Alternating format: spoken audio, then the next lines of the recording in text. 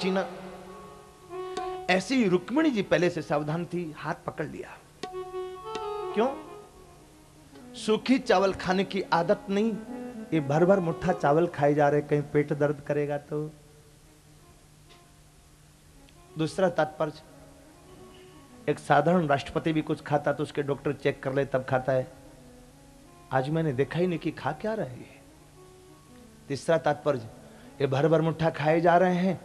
सुदामा घर जाके क्या कहेगा कि मैंने पता नहीं कितने दिन से इसको खाना नहीं दिया, कितना भिखमंगा हो गया, कितना भूखा है।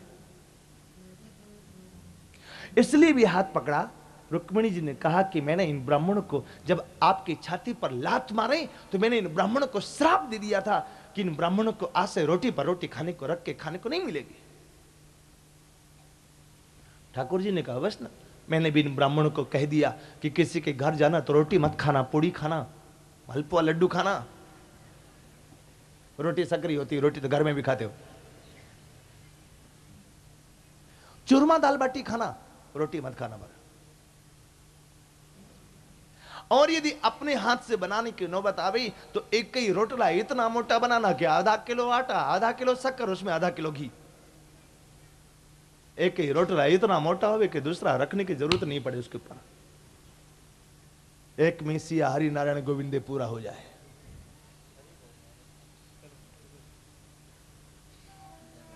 ये रिस्की बात, एक रस की बात भी है।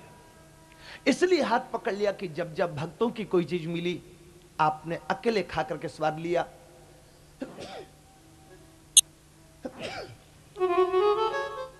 शबरी के बेर खाने थे तो मुझे अग्नि में रख दिया, विदुरानी के छिलके खाने तो मुझे साथ लेके नहीं गए। अब जब सुदामा का चावल खाना तो मैं भी साथ में हूं, एक बार मैं चख के देखूं तो सही क्या आनंद आ रहा है आपको। 2 मुट्ठी चावल नरोत्तम दास जी कहते हैं, 1 मुट्ठी सुखदेव जी ने कहा। चावल खाकर के 2 लोग की संपत्ति दी, लेकिन एक बार भी तो नहीं कहा कि मैंने तेरे घर में संपत्ति, 2 लोग की संपत्ति दी, एक घबराना मत, नहीं बताया।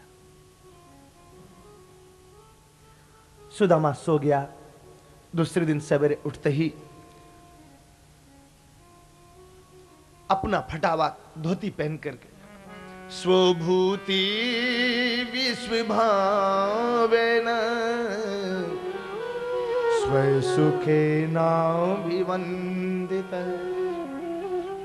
जगाम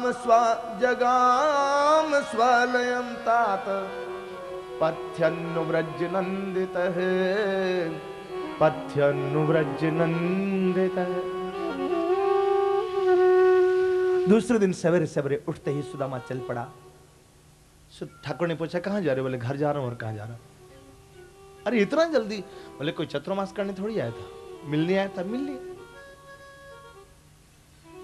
तेरे तो बहुत नौकर चाकर काम करने वाले, मेरे तो घर में मैं अकेला ही हूं। ठाकुर सुदामा को सिंह द्वार तक विदा करने के लिए आए। सुदामा जाने लगा तो ठाकुर जी ने पूछा, सुदामा तूने बच्चों के लिए कुछ कहा नहीं? यदि बच्चे जाते पूछेंगे कि कन्नू काका ने क्या दिया, तो क्या कहेगा? कुछ नहीं दिया। और यदि तू कहेगा कुछ नहीं दिया तो बच्चे कहेंगे कन्नू काका कंजूस है। सुदामा ने कहा बच्चे मेरे, मुझे मालूम है मेरे बच्चों को क्या चाहिए, तू अपने मन से अर्थ मत कर। मेरे बच्चों के पास सब चीजें कन्नू, यदि नहीं है तो केवल एक चीज नहीं है। क्या? कन्नू काका नहीं है उनके पास। यदि तेरे को देना है तो यही दे। अब तक तेरे को काम करते करते बहुत दिन बीत गए, तो थक गया है, इसलिए देना है तो कुछ दिन के लिए मेरे घर चल, मेरे बच्चे तेरी सेवा करेंगे, तो मेरे घर में विश्राम करना। मेरे बच्चों को कन्नू काका की जरूरत है।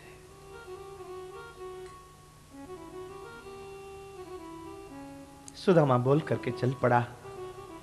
रास्ते में सोचता जाता, क्वाहम दरिद्री पापीयान क्वह कृष्ण है श्रीनिकेतनः ब्रह्म बंधु ऋतिस्माहम बाहुभ्यां परिरंभितः। कहां मेरा जैसा दरिद्री, कहां उस जैसा श्रीपति, लेकिन भरी सभा में उसने मुझे गले से लगा करके मेरा सम्मान बढ़ाया है। सुदामा घर में आया, सुदामा मंदिर देखी डरे, यहाँ हती मेरी राम कुटरिया, यहाँ कहाँ के भूप उतरे। सुदामा जब आगे बढ़ा तो बच्चों ने कहा, मां बाबा आ गए हैं, लेकिन उनको नहीं मालूम कि अपना घर बदल गया है। बाबा को बुलाओ ना। सुशीला जी ने नौकरों से कहा, जाओ पंडित जी को बुला के लाओ। नौकर दौड़े, पंडित जी आपको महारानी बुला रही है। सुदामा ने कहा कि एक महाराज से मिलने के लिए गया था द्वारिका, न घर का पता न घर वाली का पता। अब ये महारानी पता नहीं क्या छीनेगी मेरे से, मुझे नहीं जाना। गृहस्थ व्यक्ति को यदि घर वाली नहीं दिखाई पड़े तो मूड ऑफ हो जाता जाती पते किलो दिन भर से कोल्हू की तरह पिल के आते रहे, फिर यहां पर भी घर में कोई हता ही नहीं। बेचारी कई माताएं कथा सुनने का मन करता, लेकिन डर लगता तो